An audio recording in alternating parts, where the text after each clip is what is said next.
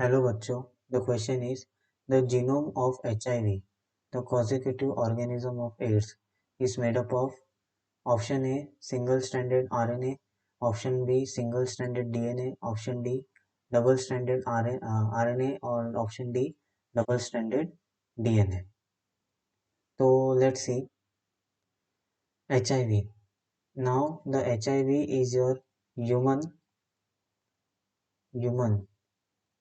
immuno immunodeficiency virus, human immunodeficiency virus, which cause your sexually transmitted disease called your AIDS.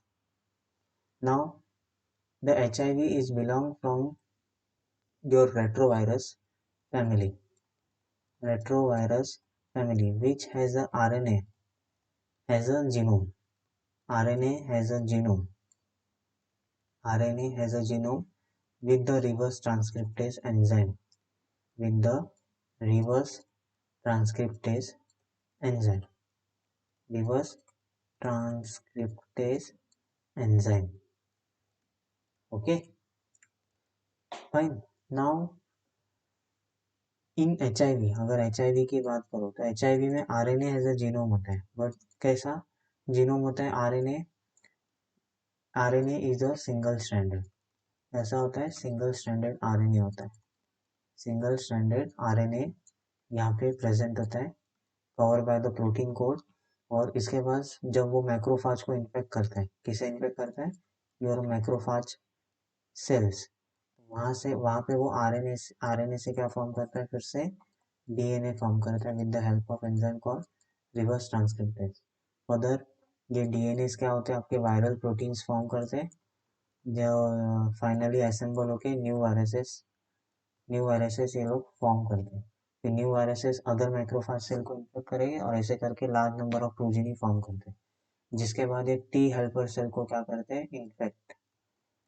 तो इसके कारण क्या होता है, टी हेल्पर सेल्स का नंबर रिड्यूस होता है और उसी कंडीशन को हम इम्यूनो डेफिशिएंट कंडीशन बोलते हैं, क्योंकि उस पर्सन में टी हेल्पर सेल इतना कम हो जाता है कि अपनी ना सेल मेडिएटेड इम्यूनिटी या इम्यून रिस्पॉन्स प्रोड्यूस होता है ना humoral mediated immune response produce होता है, जिसके कारण वो उसका इम्यून सिस्टम वीक होता है और अदर इन्फेक्शन को वो क्या होता है इजीली उसको अदर इन्फेक्शन हो सकता है और वो अदर इन्फेक्शन होने के कारण ही उसकी पर्सन की डेथ हो जाती है।